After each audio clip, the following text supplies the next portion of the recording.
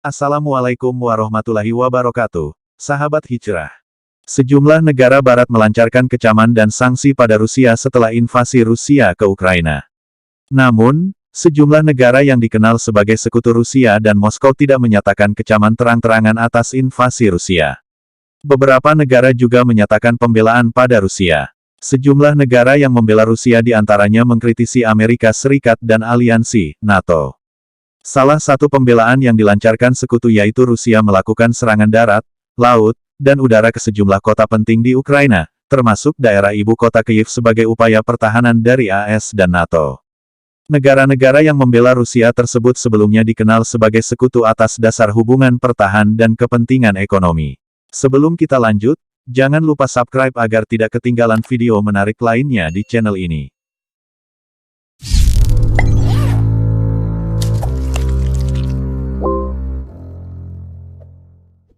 Siapa saja negara yang bersekutu kepada Rusia? 1. Suriah. Pemerintah Suriah di bawah Presiden Bashar al-Assad merupakan salah satu dari sedikit negara yang terang-terangan mendukung invasi Rusia ke Ukraina. Negara-negara barat bertanggung jawab atas kekacauan dan pertumpahan darah di beberapa bagian dunia dan menggunakan metode kotor untuk mendukung teroris di Suriah dan Nazi di Ukraina.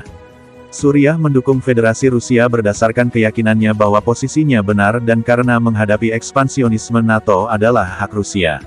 Yang terjadi di Ukraina merupakan koreksi sejarah dan restorasi keseimbangan yang hilang di dunia setelah Uni Soviet bubar. Sebelumnya pada 2015, lebih dari 63.000 tentara Rusia membantu pasukan Al-Assad lewat serangan udara untuk melawan berbagai faksi pemberontak di Suriah. Perang saudara di Suriah diperkirakan menewaskan hampir 500.000 jiwa, membuat sekitar 6,8 juta penduduk mengungsi, dan 6,7 juta penduduk melarikan diri sejak 2011. 2. China. China selalu menghormati kedaulatan dan integritas teritorial semua negara. Wang Yi mengatakan, masalah Ukraina memiliki dimensi sejarah yang kompleks dan khusus. Karena itu, China memahami kekhawatiran pihak Rusia terkait masalah keamanan.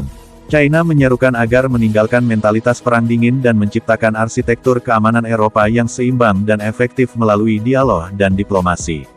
China diketahui memiliki hubungan baik dengan Ukraina dan Rusia serta punya hubungan bisnis dengan Eropa. Invasi Rusia ke Ukraina terjadi beberapa minggu setelah Putin dan mitra dari China berparade bersama di Beijing jelang Olimpiade musim dingin. Saat itu, China mengatakan bahwa kekhawatiran keamanan Rusia adalah sah dan Amerika Serikat memperburuk ketegangan. China mengatakan tidak akan memberi dukungan militer ke Moskow. Tetapi, China sudah memperkuat hubungan dagang seperti meningkatkan impor gandum dari Rusia. Wang Yi menekankan bahwa kedaulatan masing-masing negara harus dihormati dan meminta kedua pihak kembali berunding. 3. Iran. Iran dan Rusia dikenal sebagai sekutu militer pada konflik di Suriah dan Irak, Afghanistan, dan negara-negara Asia Tengah pasca Uni Soviet bubar. Iran Hossein Amir Abdollahian berkata kementeriannya turut menyesal atas eskalasi konflik Rusia-Ukraina. Menurutnya, krisis di Ukraina berakar dari provokasi NATO. 4. Venezuela. Presiden Venezuela Nicolas Maduro mengatakan, pemerintah negara di Amerika Selatan tersebut menolak rencana pengepungan Rusia secara militer dan strategis. Dari Venezuela, kami menolak rencana jahat yang berusaha mengepung Rusia secara militer dan strategis. Semua dukungan untuk Presiden Putin dan rakyatnya. Kami yakin Rusia akan keluar dari pertempuran ini dengan bersatu dan menang, dengan kekaguman dari orang-orang pemberani di dunia. NATO dan AS telah melanggar perjanjian Minsk. Kesepakatan tahun 2014 tersebut bertujuan untuk mengakhiri perang di Donbas, wilayah separatis di timur Ukraina.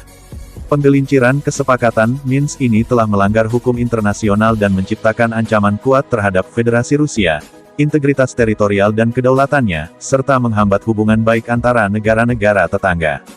Venezuela diketahui memiliki kerjasama sebagai pengekspor minyak dan kebijakannya pada AS. Venezuela juga merupakan sekutu militer dan perdagangan yang penting bagi Rusia. 5. Kuba. Pada 2008, Rusia merupakan negara pertama yang mengirimkan bantuan setelah Kuba diterjang 3 badai. Bantuan tersebut mencakup 4 pesawat makanan, persediaan medis, dan suplai bangunan. Di penghujung tahun tersebut, Rusia dan Kuba menjalankan kerja sama ekonomi. Rusia juga menjadi kreditur utama atau pemberi utang bagi Kuba. Presiden Majelis Kekuatan Rakyat Nasional Kuba Esteban Lazo mengatakan, Moskow memiliki hak untuk membela diri dan NATO harus memenuhi jaminan keamanan yang diminta Rusia.